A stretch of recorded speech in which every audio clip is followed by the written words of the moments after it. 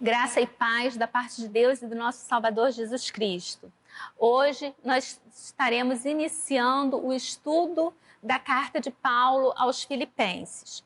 Mas antes de iniciarmos o estudo na carta aos Filipenses, eu gostaria de convidar a todos os que estão interessados nesse estudo para que façamos uma leitura do texto bíblico que se encontra registrado no livro de Atos, capítulo 16, versículos de 6 a 40. É uma leitura um pouco longa, mas é muito interessante, porque ela registra aquilo que aconteceu quando Paulo foi até a cidade de Filipos para falar, para pregar o amor de Deus. Nós estaremos vendo através dessa leitura que a intenção de Paulo era ir para a Ásia, mas Deus o chama para ir para a Europa. Nós estaremos vendo também quais foram as primeiras pessoas que se converteram, quem foram os primeiros membros da igreja de Filipos. Nós estaremos vendo ali a perseguição que aconteceu e por que aquelas pessoas vão ser tão queridas. Para entendermos a carta de Paulo aos Filipenses, precisamos entender todo o contexto. E nós estaremos vendo que a carta aos Filipenses é uma carta que fala de alegria. 17 vezes a palavra alegria vai ser citada nessa carta. E estaremos então podendo perceber por que Paulo, quando escreve essa carta, apesar de estar preso, Paulo vai estar falando tanto de alegria. Paulo tem tanto regozijo em estar conversando com aqueles irmãos. Então vamos fazer a leitura bíblica, logo após estaremos orando e então iniciando o nosso estudo. Atos, capítulo 16, a partir do versículo 6, diz assim a palavra de Deus. E percorrendo a região frígio-gálata, tendo sido impedidos pelo Espírito Santo de pregar a palavra na Ásia, defrontando Mísia, tentavam ir para a Bitínia, mas o Espírito de Jesus não o permitiu. E tendo contornado Mísia, desceram a Troade. À noite, sobreveio a Paulo uma visão, na qual um varão macedônio estava em pé e lhe rogava, dizendo: passa a Macedônia e ajuda-nos. Assim que teve a visão, imediatamente procuramos partir para aquele destino, concluindo que Deus nos havia chamado para lhes anunciar o Evangelho. Tendo, pois, navegado de Troade, seguimos em direitura a Samotrácia. No dia seguinte, a Neápolis, e dali a Filipos, cidade da Macedônia, primeira do distrito e colônia. Nesta cidade permanecemos alguns dias. No sábado, saímos da cidade para junto do rio, onde nos pareceu haver um lugar de oração. E assentando-nos, falamos às mulheres que ali tinham concorrido. Certa mulher chamada Lídia, da cidade de Tiatira, vendedora de púrpura, temente a Deus, nos escutava. O Senhor lhe abriu o coração para atender às coisas que Paulo dizia. Depois de ser batizada, ela e toda a sua casa nos rogou, dizendo: se julgais que eu sou fiel ao Senhor, entrai em minha casa e aí ficai. E nos constrangeu a isso. E aconteceu que, indo nós para o lugar de oração, nos saiu ao encontro uma jovem possessa de espírito adivinhador, o qual, adivinhando, dava grande lucro aos seus senhores. Seguindo a Paulo e a nós, clamava, dizendo: estes homens são servos do Deus Altíssimo e vos anunciam o caminho da salvação. Isso se repetia por muitos dias. Então Paulo, já indignado, voltando-se, disse ao Espírito: em nome de Jesus Cristo eu te mando, retira-te dela. E ele, na mesma hora, saiu. Vendo os seus senhores que se lhes desfizera a esperança do lucro, agarrando Paulo e Silas, os arrastaram para a praça à presença das autoridades e, levando-os aos pretores, disseram: estes homens, sendo judeus, perturbam a nossa cidade, propagando costumes que não podemos receber nem praticar porque somos romanos. Levantou-se a multidão unida contra eles e os pretores, rasgando-lhes as vestes, mandaram açoitá-los com vara. E depois de lhes darem muitos açoites, os lançaram no cárcere, ordenando ao carcereiro que os guardasse com toda a segurança. Este, recebendo tal ordem, levou-os para o cárcere interior e lhes prendeu os pés no tronco. Por volta da meia-noite, Paulo e Silas oravam e cantavam louvores a Deus. E os demais companheiros da prisão escutavam. De repente, sobreveio tamanho terremoto que sacudiu os alicerces da prisão, abriram-se todas as portas e soltaram-se as cadeias de todos. O carcereiro despertou do sono e, vendo abertas as portas do cárcere, puxando da espada, ia suicidar-se, supondo que os presos tivessem fugido. Mas Paulo bradou em alta voz: não te faças nenhum mal, que todos aqui estamos. Então, o carcereiro, tendo pedido uma luz, entrou precipitadamente, trêmulo, prostrou-se diante de Paulo e Silas. Depois, trazendo-os para fora, disse: Senhores, que devo fazer para que seja salvo? Responderam-lhe: crê no Senhor Jesus e serás salvo, tu e tua casa. E lhes pregaram a palavra de Deus e a todos os de sua casa. Naquela mesma hora da noite, cuidando deles, lavou-lhes os vergões dos açoites. A seguir, foi ele batizado e todos os seus. Então, levando-os para sua própria casa, lhes pôs a mesa e com todos os seus manifestava grande alegria por terem crido em Deus. Quando amanheceu, os pretores enviaram oficiais de justiça com a seguinte ordem: põe aqueles homens em liberdade. Então o carcereiro comunicou a Paulo estas palavras. Os pretores ordenaram que fosse exposto em liberdade. Agora, pois, saí e ide em paz. Paulo, porém, lhes replicou: sem ter havido processo formal contra nós, nos açoitaram publicamente e nos recolheram ao cárcere, sendo nós cidadãos romanos. Querem agora as ocultas lançar-nos fora? Não será assim. Pelo contrário, venham eles e pessoalmente nos ponham em liberdade. Os oficiais de justiça comunicaram isso aos pretores, e estes ficaram possuídos de temor quando souberam que se tratava de cidadãos romanos. Então, foram ter com eles e lhes pediram desculpas e, relaxando-lhes a prisão, rogaram que se retirasse da cidade. Tendo se retirado da cidade, dirigiram-se para a casa de Lídia e, vendo os irmãos, os confortaram e então partiram. Que Deus abençoe sua palavra lida. Vamos orar. Amado Deus, eterno Pai, glorificado seja o teu nome. Te damos graças, Senhor, por estarmos iniciando o estudo da carta de Paulo aos Filipenses e te agradecemos, ó Deus, pelo registro dessa parte da viagem de Paulo ali na cidade de Filipos e por tudo aquilo que o Senhor fez por ele, pelo direcionamento que o Senhor deu, ó Deus, para a sua obra evangelizadora. Pedimos, ó Deus, que hoje nós, enquanto igreja, possamos receber da tua parte a mesma direção, Senhor, para que possamos saber aonde ir, como pregar, de que forma falar, que corações possam estar abertos, ó Deus, a receber a tua palavra, assim como aquelas pessoas ali, o carcereiro, Lídia, a mulher endemoniada, ó Deus, receberam a tua palavra e ali foram salvos, ó Deus, eles e a casa deles, que hoje também ainda possa, ó Deus, ocorrer de nossa parte o evangelismo e o teu Espírito Santo tocando, ó Deus, nos corações das pessoas que ainda não te têm como único suficiente Salvador, que haja salvação, ó Deus, para as pessoas e para todos os que moram na mesma casa. Ó Deus, nós pedimos a tua unção e a tua direção para a tua igreja, que haja um avivamento, ó Deus, que haja um interesse por falar do teu amor e da tua graça para todos aqueles que não conhecem.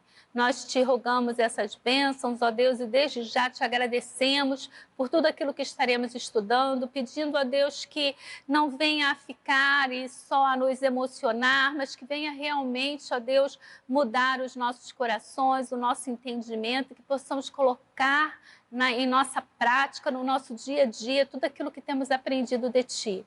É o que nós rogamos e agradecemos. Amém. Irmãos, aqui nesse capítulo 16 está a história, né, de parte da segunda viagem de Paulo. E nós vemos ali a história da primeira igreja evangélica ali no continente europeu. É muito interessante porque a gente vê que a intenção de Paulo era uma. Paulo, ele intentava ir para a Ásia, para o continente asiático.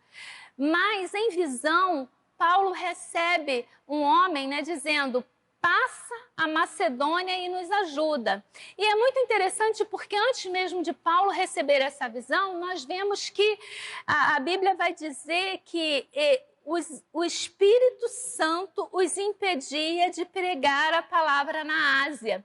É muito interessante isso, irmãos, porque muitas das vezes hoje nós não temos mais esse discernimento dentro de nossas igrejas, esse discernimento dentro dos nossos corações, de realmente estarmos atentos àquilo que o Espírito Santo está nos falando e para onde o Espírito Santo está nos enviando.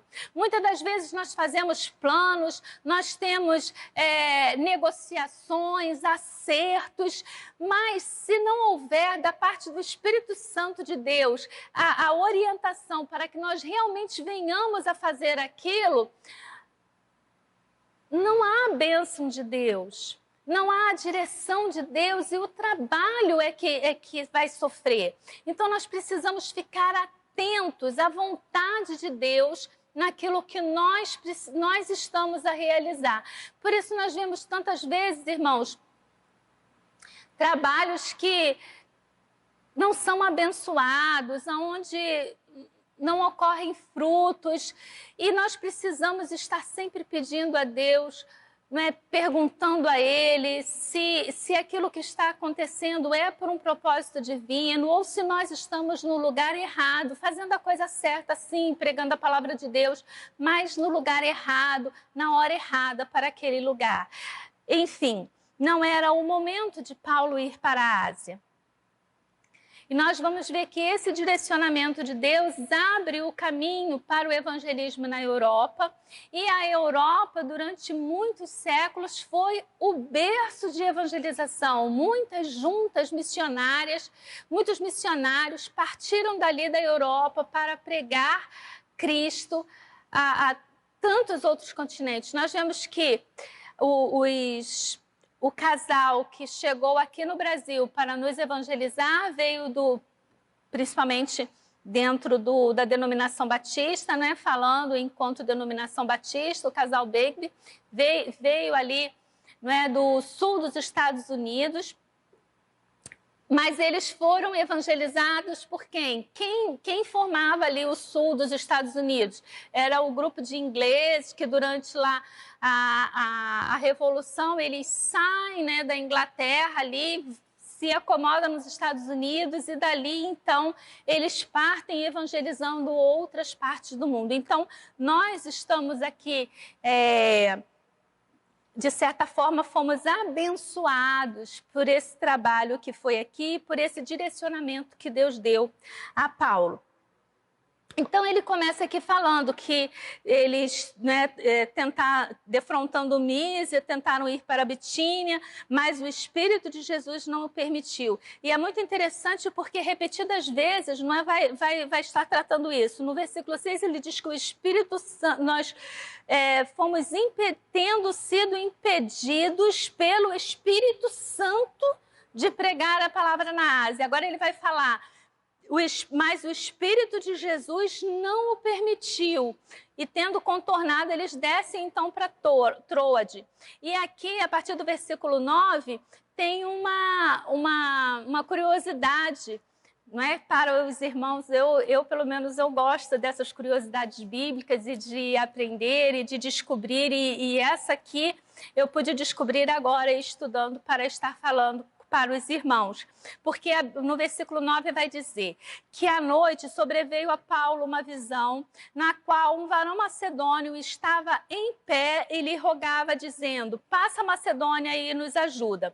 É muito interessante porque essa questão aqui da visão é uma visão bem parecida com a que tem registrado lá no capítulo 10 do mesmo livro de Atos, quando Pedro ele é chamado para ir pregar na casa do centurião Cornélio, não é? Pedro também, ele tem ali uma visão do Pedro está no terraço, ele está com fome, não é? E ele vê aqueles alimentos impuros, aquela mesa posta diante dele, e Deus diz para Pedro, come esses alimentos. Ele diz, eu não posso comer porque são alimentos impuros. E Deus diz, como que você pode fazer, não é? Dizer que algo é impuro se Deus já purificou. E ali, logo após os portadores, né, as pessoas que haviam sido enviadas por Cornélio, chegam ali e chamam Pedro para ir pregar o evangelho ali para Cornélio. E aqui Paulo também tem uma visão, mas nessa visão aparece um varão macedônio e lhe jogava dizendo, passa a Macedônia e ajuda-nos. É muito interessante porque do versículo 9 para o versículo 10, a gente vê uma mudança da terceira pessoa para a primeira pessoa.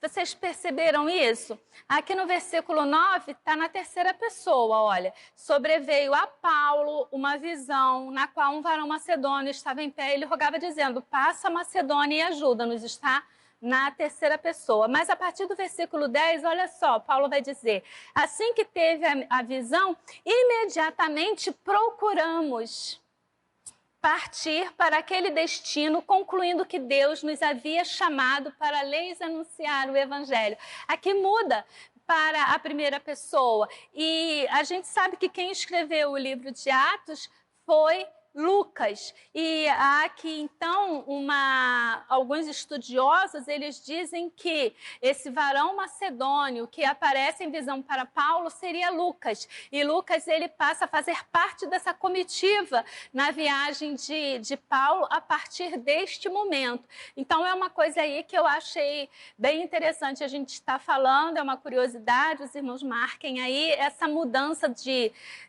da pessoa, né, da conjugação do verbo, você saindo ali da terceira pessoa no versículo 9 para a primeira pessoa no versículo 10. E ele continua. Assim, teve a visão, imediatamente procuramos partir para aquele destino, concluindo que Deus nos havia chamado para lhes anunciar o evangelho. Isso é muito interessante, está vendo? A gente tem os planos, a gente tem as ideias, mas o Espírito Santo impediu, o Espírito de Jesus não permitiu, e Paulo não ficou ali brigando com o Espírito Santo, nem com o Espírito de Jesus, né, querendo insistir naquilo, mas aqui no versículo 10 ele diz, concluindo que Deus nos havia chamado para anunciar o evangelho, imediatamente partimos para aquele destino. Tendo, pois, navegado de Troade, seguimos em direitura a Samotrácia, né, no dia seguinte a Neápolis, e dali a Filipos, cidade da Macedônia, primeira do distrito e colônia. Nessa cidade permanecemos alguns dias. Então a gente vê ali que Paulo ele vai traçando, né, um rumo até chegar na cidade de Filipos. Agora, por que a cidade de Filipos? Esse é um outro ponto que é muito interessante, porque, irmãos, o chamado para ir para a Europa, né, passa a Macedônia, foi Deus que mandou a visão para o apóstolo, e o apóstolo, então, entendendo a visão de Deus, ele passa. Agora, a estratégia de se colocar na cidade de Filipos, ela é uma estratégia de Paulo. E aí, enquanto igreja, precisamos entender as estratégias de Paulo quando ele ia pregar o evangelho. É muito interessante, por exemplo, porque Paulo ali em Éfeso, ele fica de 3 a 4 anos na cidade de Éfeso. Éfeso era um lugar pontual, ele era um lugar principal, da onde dali havia facilidade para se levar o evangelho a várias outras cidades circunvizinhas. Não adiantava, acabamos de estudar a carta aos Colossenses, não adiantava Paulo se posicionar em Colossos. Colossos era uma cidade pequena. Paulo procurava lugares onde haveria facilidade para se levar a palavra, da onde a palavra poderia ser levada facilmente, lugar de circulação, grandes centros onde as pessoas circulavam, pessoas de outros locais, outras nacionalidades, e dali então podia levar o evangelho. É muito interessante porque hoje nós vivemos isso de forma muito real dentro do mundo em que estamos vivendo hoje, não é, em 2020. Por quê? A gente pode observar o seguinte: quando a gente fala, por exemplo, de levar o evangelho para os muçulmanos, levar o evangelho para os muçulmanos é uma coisa muito complicada. Quando você entra dentro do território muçulmano, quando você vai para um país muçulmano, um lugar de origem muçulmana, porque lá é crime, então pode ser perseguido, há infinitas, não é, dificuldades. Agora, existe essa dificuldade para falar para um muçulmano que está, por exemplo, aqui no nosso Brasil, lá na cidade de Foz do Iguaçu, onde existe uma grande colônia muçulmana. Eles estão fora das leis do muçulmano, onde há todo um rigor, você pode até morrer se você for levar o evangelho.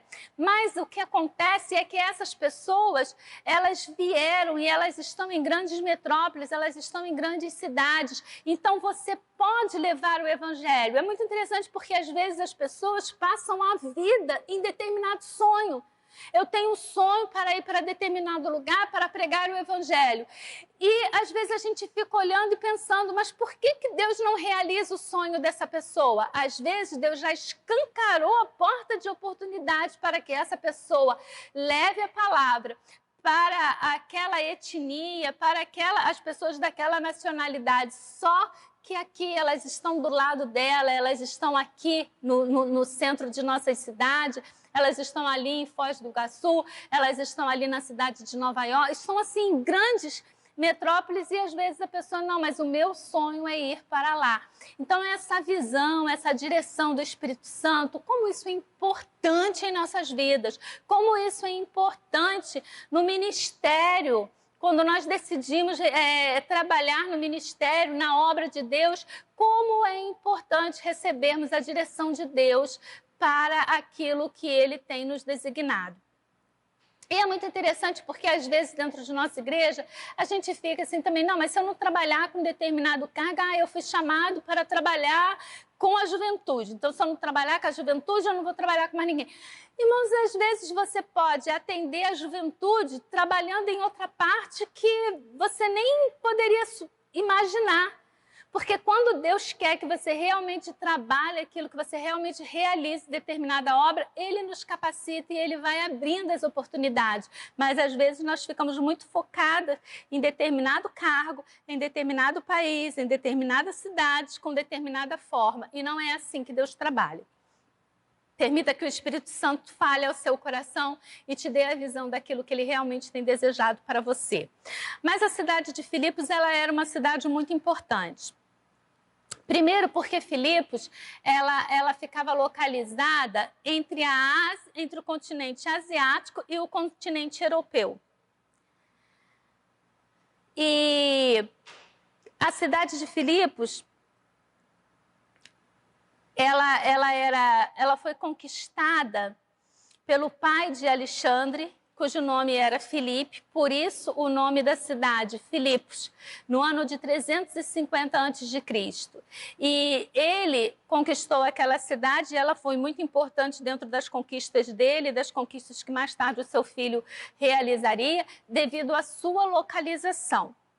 E mais tarde, Alexandre, o Grande, seu pai, então ela era uma cidade grega. Filipos era uma cidade grega. E mais tarde ela também vai ser uma cidade muito importante para os romanos. Por quê? Porque quando Brutus, né, ele mata ali o César romano e os homens que são leais a César, eles vão fazer um ataque e vão exterminar Brutus e o seu comparsa, justo na cidade de Filipos. De tal forma que essa vitória foi tão importante para os romanos que Filipos, ela passa a ser considerada como uma colônia de Roma. Ela passa a receber o status de colônia de Roma. E era muito importante ter esse status de colônia de Roma, porque tendo o status de colônia de Roma, os cidadãos ali, eles eles podem, por exemplo, negociar terras, eles podem vender propriedade, eles podem comprar propriedade, eles vão ter a mesma cultura, eles falam o mesmo idioma. E uma outra coisa que acontece, como numa colônia de Roma, que acontecia numa colônia de Roma, era que os soldados que eram aposentados, reformados, Roma dirigia esses soldados para essas colônias, porque essas colônias, elas ficavam também em lugares estratégicos, e já falamos que a cidade de Filipos ficava num lugar estratégico. Então, quando tinha uma guerra, quando tinha um ataque, quando tinha alguma coisa, ficava mais fácil levantar homens, levantar recursos para um contra-ataque em determinada região, quando você tinha soldados posicionados em lugares estratégicos. Então, podemos perceber que Filipos ele era um lugar totalmente estratégico, tanto para Roma, como tinha sido importante para os gregos, e, na visão de Paulo, também é uma cidade, é um lugar importante para ele iniciar a pregação do evangelho no continente europeu. E a Bíblia nos diz que eles ficam ali naquela cidade por alguns dias. A partir do versículo 3, nós vemos aqui a conversão de Lídia. Como que se dá? No sábado, saímos da cidade para junto do rio, onde nos pareceu haver um lugar de oração. E assentando-nos, falamos às mulheres que ali tinham concorrido. Então, a gente vê aqui nesse versículo 13 que ali era um lugar onde não tinha sinagoga. Se não houvessem 10 pessoas, com menos de 10 pessoas, não se podia abrir uma sinagoga. A Bíblia está dizendo que Lídia era uma mulher temente a Deus. Acredita-se que Lídia fosse uma prosélita. O que é um prosélito? Prosélito era uma pessoa que era convertida ao judaísmo, apesar de não ser judia. Ela tinha se convertido ao judaísmo. Ela era temente a Deus. E ela fazia parte ali com um grupo de outras mulheres, um grupo de oração que se reuniam à margem do rio. E como Paulo, a gente viu na primeira viagem, que a estratégia de Paulo era sempre essa. Paulo chegava na cidade, ele começava a frequentar a sinagoga. E aqui a gente vê que Paulo, não tendo a sinagoga, ele foi para o lugar onde as pessoas se reuniam para orar. E ali ele encontra essas mulheres na beira do rio. E a Bíblia que fala que Lídia, ela era uma mulher que ela era vendedora de púrpura. E é muito interessante porque daqui podemos supor que Lídia era uma pessoa abastada financeiramente, porque púrpura era uma coisa muito cara na época. E você ser comerciante desse material, você tinha que ter uma situação financeira que fosse condizente com o preço do material. E a Bíblia diz que ela escutava atentamente e o Senhor abriu o coração para atender as coisas que Paulo dizia. Esse versículo também ele é lindo, porque ele está nos mostrando, irmãos, aqui todos os passos de uma evangelização. Primeiro, não é que a Lídia, ela escutava, ela se dá a escutar aquilo que está sendo dito. Paulo está dizendo, Paulo atendeu o chamado do Espírito Santo, ele entendeu que não era para ir para a Ásia, ele entendeu que era para ir ali para a Europa. Paulo entende, estrategicamente, que a melhor cidade era Filipos. Outra estratégia de Paulo é procurar o lugar onde as pessoas estavam sedentas buscando a Deus. Olha que informação, olha quanta coisa linda contém esse versículo. A outra coisa é que a Bíblia vai deixar bem claro, o Senhor lhe abriu o coração para atender as coisas que Paulo dizia. Paulo dizia, mas quem abriu o coração de Lídia foi Deus. E abriu porque Lídia escutava, Lídia já estava buscando. Irmãos, isso é lindo, a forma como Deus trabalha, a forma como o Espírito Santo de Deus age. Quando nós realmente nos colocamos à disposição dele, como vasos para ser usado, assim como Paulo se colocou, ele vai abrindo as portas e ele vai trazendo as oportunidades. E a Bíblia diz que depois de ser batizada, ele e toda a sua casa, eles rogam a Paulo e Silas e os seus companheiros de viagem que fiquem na casa dela, que se hospedem ali na casa dela. E a Bíblia diz que ela e toda a sua casa, toda a sua família foi batizada. Então, Lídia, ela é a primeira pessoa a ser convertida ali na cidade de Filipos, a fazer parte, né, da igreja de Filipos. E aí vem a segunda pessoa, que a gente vai até considerar que ela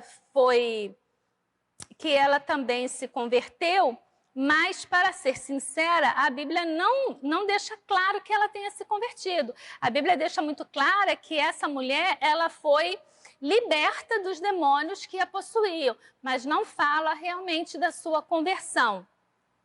Mas vamos considerar aqui ela tendo se convertido. E a Bíblia diz que Paulo, não é, indo para o lugar de oração, saiu ao encontro uma jovem com espírito adivinhador, o qual, adivinhando, dava grande lucro. Então, ela era uma jovem que ela era abusada, ela era usada por pessoas que se utilizavam dos demônios que a possuíam para obter lucro com aquela vida. Então, a Bíblia vai dizer que, seguindo a Paulo, ela clamava dizendo: estes homens são servos do Deus Altíssimo e vos anunciam o caminho da salvação. Eu acho tão interessante essa passagem, porque observem que o que essa mulher está dizendo poderia ser considerado um elogio. Ela não está xingando, ela não está brigando e ela não está mentindo, ela não está dizendo uma coisa errada. Eles realmente eram servos do Deus Altíssimo e eles realmente estavam anunciando o caminho da salvação. Mas é interessante porque a Bíblia vai dizer que isso se repetia muitos dias e Paulo, já indignado, voltando-se, disse ao Espírito: em nome de Jesus Cristo eu te mando, retira-te dela.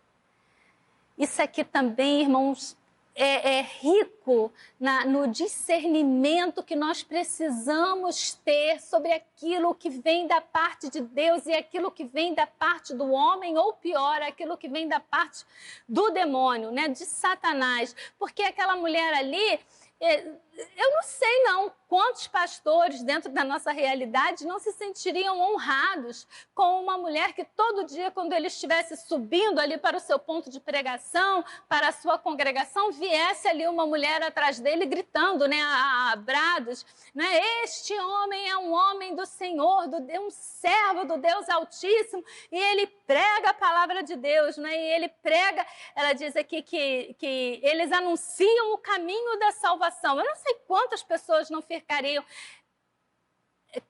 cheios de vaidade, né, e contentes de ter aquela pessoa atrás propagando isso de si mesmo. Mas Paulo tinha o discernimento. Paulo sabia que aquilo ali não vinha de Deus.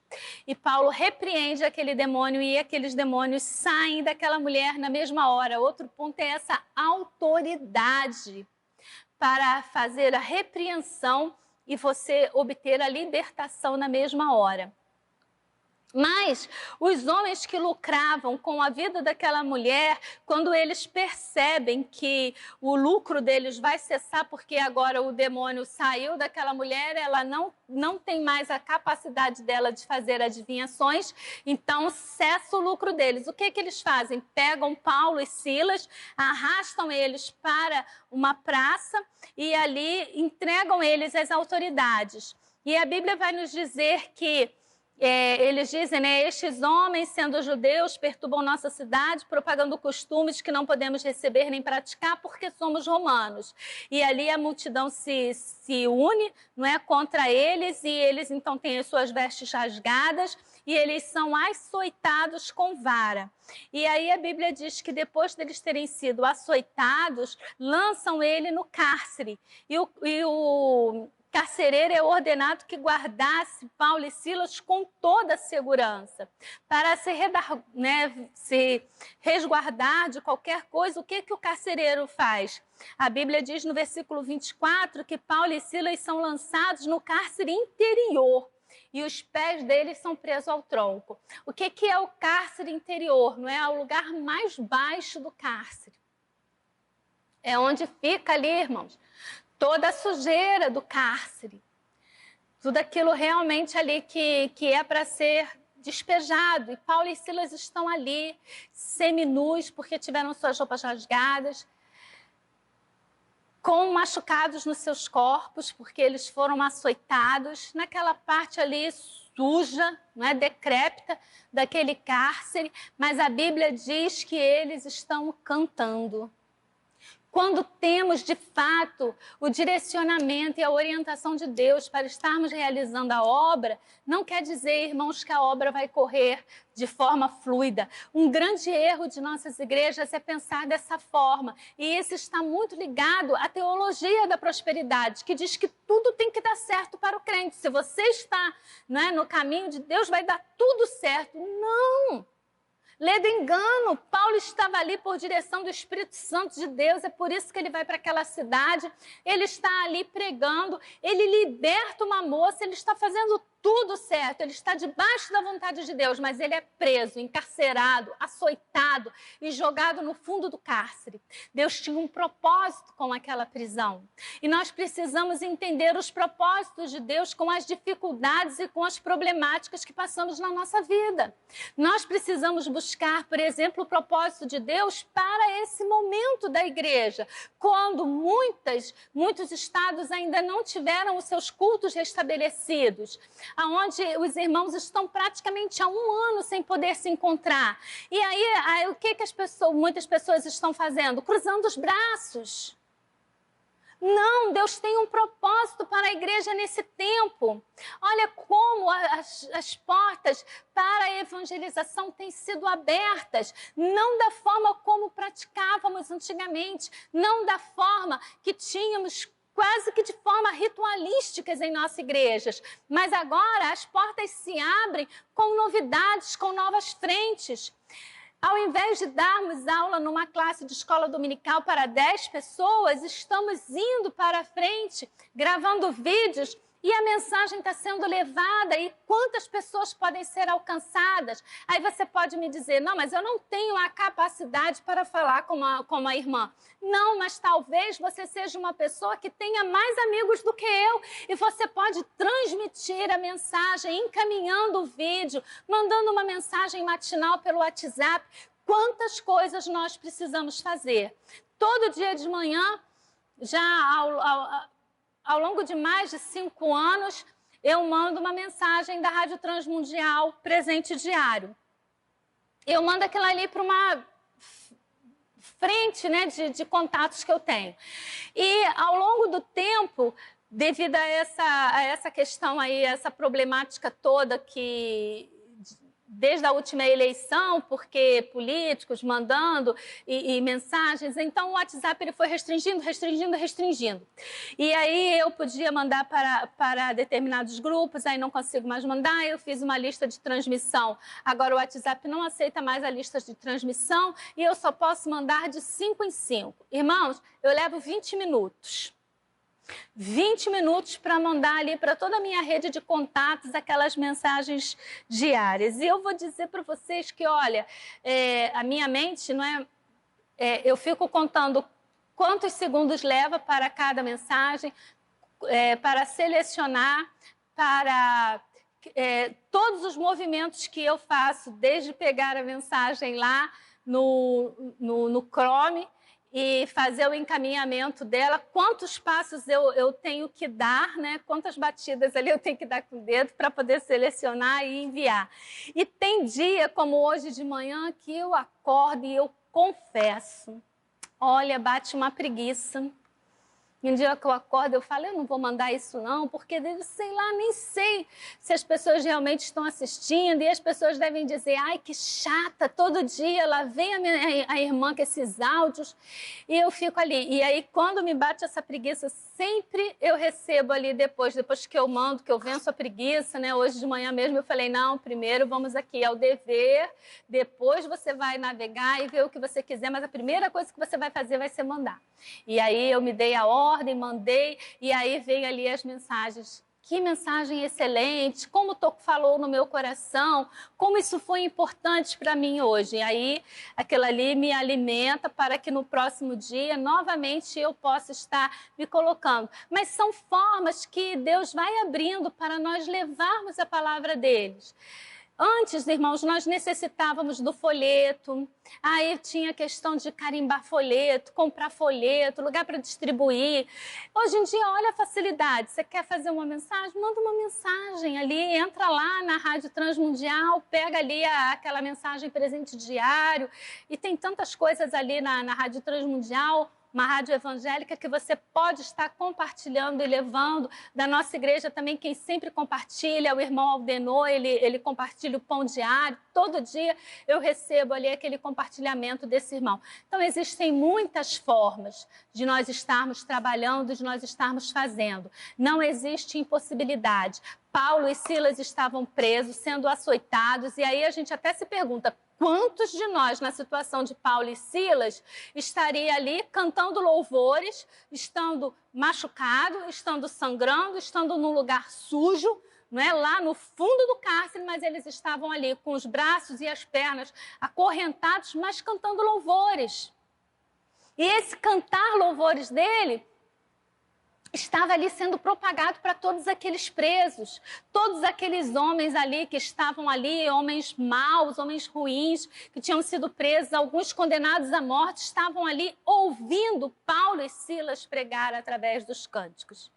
E a Bíblia diz que perto da meia-noite, enquanto eles estavam cantando, um terremoto atinge aquela cadeia. E é muito interessante as coisas que Deus faz também, porque é um terremoto bem específico, porque o terremoto não faz cair as cadeias, as paredes das cadeias. O terremoto, ele vai especificamente abrir os grilhões que acorrentavam aqueles homens. Está aqui na Bíblia, versículo 25. Por volta da meia-noite, Paulo e Silas oravam e cantavam louvores a Deus, e os demais companheiros de prisão escutavam. De repente, sobreveio tamanho terremoto que sacudiu os alicerces da prisão, abriram-se todas as portas e as cadeias de todos. Quer dizer, o terremoto é específico para abrir porta, para abrir cadeia, para deixar aqueles homens ali na opção de se libertarem. E aí nós vamos ver a terceira conversão, se bem que, pelo que podemos ver, muitas pessoas se converteram aqui porque a gente vai ver pelo comportamento daqueles homens que estavam encarcerados, porque também com certeza se converteram, porque a Bíblia diz que quando o carcereiro desperta do sono dele e ele percebe que as portas da prisão foram abertas, que os cadeados foram abertos, aquele homem se desespera, pega a sua espada e ele vai se matar. Então Paulo grita, né? Paulo brada com alta voz dizendo, olha, não precisa se matar. Por que aquele homem está se matando? Porque ele era responsável por guardar aquelas vidas. E a punição para ele seria a morte.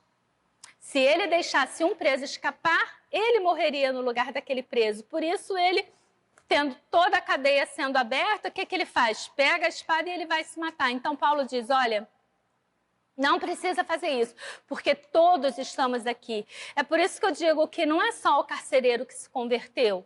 Aqueles homens, poxa, que oportunidade para dar no pé, para assumir, não é? Preso, condenado à morte, tendo uma oportunidade de fugir, por que eles não fugiriam?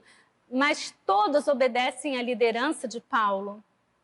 Que coisa linda também, uma liderança sadia de um servo de Deus. Como que ela muda as piores pessoas.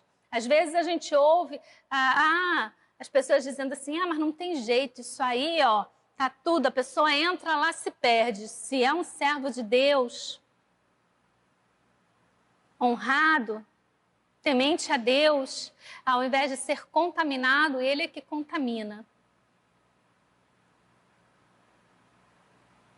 E aqui, então, o carcereiro vai dizer para Paulo, o que eu posso fazer, né? O que eu preciso fazer para que eu possa ser salvo? E aí Paulo diz, olha, crê no Senhor Jesus e serás salvo, tu e a tua casa. E a Bíblia aí vai nos relatar que aquele carcereiro, então, ele cuida das feridas de Paulo e Silas, aquele carcereiro leva Paulo e Silas para sua casa, alimenta Paulo e Silas e depois todos os da casa do carcereiro são batizados. Então, nós vemos aqui, não é, a terceira pessoa, fora os presos, que como a gente não tem noção aqui, a gente não vai citá-los, mas que são convertidas. E uma outra coisa que a gente pode observar, que a gente encontra demais na nossa igreja, e é lindo observar isso, desde a formação, né, aqui, abrindo aqui a primeira igreja evangélica no continente europeu, e a gente já vê essa diversidade dentro da igreja. Porque, olha, você tem o carcereiro, a gente pode dizer que ele seja de classe média, é um operário, né, um funcionário do governo. Ele trabalha para o governo de Roma. Nacionalidade, ele é romano. Né? Classe financeira, não é? Posição financeira, ele seria considerado uma pessoa de classe média. Lídia, ela era lá da Macedônia, cadê? Lídia era de Tiatira, então Lídia ela vendia púrpura. Lídia, podemos dizer que ela era uma mulher de classe alta, então você tem uma pessoa de classe alta, você tem uma pessoa de classe média e agora você tem a escrava que não era nem contada, né? Vimos isso em diversas cartas que já estudamos. Não era uma pessoa nem contada, era um ser, era um objeto. E ela vivia ali sendo usada por aqueles homens. Outra coisa que a gente pode observar é a diferença como a conversão se dá. A conversão de Lídia, com certeza, então, voltando aqui para a classe, né, ela era da classe mais baixa. A gente vê a disparidade econômica que você vai encontrar em termos de cultura, em termos de desenvolvimento intelectual que você encontra dentro da igreja. Sempre foi assim e sempre vai ser assim. Por quê? Porque a graça de Deus ela se dá para todos. Cristo veio não para os que são de determinadas classes, mas ele veio para todos, para os ricos, para os pobres, para os de classe média. Não há diferença para aqueles que aceitam a Cristo. Todos são filhos de Deus, todos fazem parte do mesmo reino. Têm a mesma herança, aleluia. Mas outra coisa que a gente pode ver aqui também, que eu gostaria de ressaltar, já caminhando aqui para a parte final, é a diferença que você vê no tipo de conversão. A conversão de Lídia, com certeza, foi uma conversão assim, bem tranquila. Porque Lídia, ela já era temente a Deus, era uma mulher, com certeza, ali, uma mulher regrada, uma pessoa respeitada, né, uma trabalhadora. Então ela tinha ali, com certeza, ela só recebeu de Paulo, não é? O Espírito Santo abre o seu coração e ela tem um entendimento da palavra, aquela conversão tranquila, sem grandes, né, sem grandes disparates.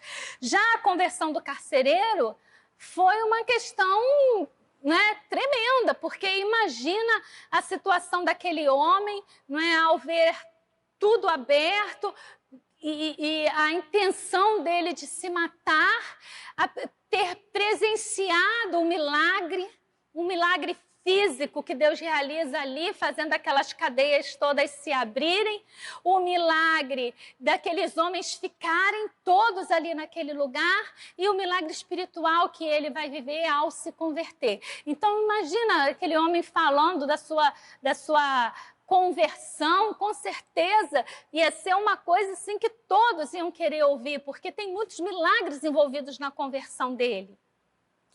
E nós temos também a conversão da menina que era endemoniada. Uma pessoa que viveu no mais baixo, espiritualmente falando, que uma pessoa poderia viver. Sendo abusada pelos homens e sendo possuída por demônios. Que tipo de conversão, que tipo de libertação ela poderia nos trazer como testemunho? Então, nós vemos que Deus, ele age, irmãos, de várias formas. Algumas pessoas vão ter uma conversão tranquila, não é? As pessoas que nascem dentro da igreja, sua conversão é uma coisa que vem, flui, como a de Lídia. Já tem pessoas que vieram, assim, de situações realmente que estavam levando elas à morte, e o Espírito Santo, então, as traz e elas têm aquele testemunho lindo de vida, não é? Pessoas envolvidas com drogas, com prostituição, que estavam ali à beira da morte. E vemos também pessoas que estavam ali encarceradas por demônios, por exploradores, e que também se convertem e que são libertas e restauradas. Glórias a Deus que o Espírito Santo, ele trabalha e opera, e ele tem capacidade para trazer, não é, o mais vil dos homens para o reino de Deus. Através da conversão, todos nós podemos ser salvos e libertos. Isso é lindo. E a Bíblia vai dizer, então, não é, aqui nessa última parte, que quando amanhece, os homens, né, os pretores, mandam libertar Paulo e Silas. E Paulo, então, diz, olha, nós não vamos sair assim, não. Vocês nos pegaram, nos açoitaram, nos bateram, nós somos romanos, cidadãos romanos, vocês não podiam fazer isso. E a Bíblia diz que aqueles homens ficam com muito medo, porque como cidadãos romanos, eles não poderiam jamais ter passado por aquilo que eles passaram. Mas eles vão lá, pedem desculpas a Paulo e Silas, mas pedem que eles saiam daquela cidade. E aí a Bíblia diz que, passando ali pela casa de Lídia, Paulo e Silas vão se despedir. E assim, irmãos, essa é a história, né, ali da primeira igreja no continente europeu, primeira cidade dentro desses continentes que Paulo vai levar a palavra de Deus. A partir da próxima semana nós estaremos já iniciando realmente ali dentro da carta de Paulo, e os irmãos vão ver como que tudo isso evoca alegria no apóstolo Paulo. Que o Senhor possa estar nos abençoando. Leiam essa história, introduzam a leitura da carta aos Filipenses. É uma carta muito bonita, leva em torno de 16 a 20 minutos para você ler essa carta. E se você fizer essa leitura uma vez por dia, você vai estar com um texto quase que decorado, e com certeza você vai estar usufruindo muito mais, aprendendo muito mais quando nós estivermos trazendo as explicações. Que o Espírito Santo possa estar falando aos nossos corações através dessa história tão bonita, que ele possa estar completando aquilo que eu não fui capaz de fazer nessa manhã. Amém.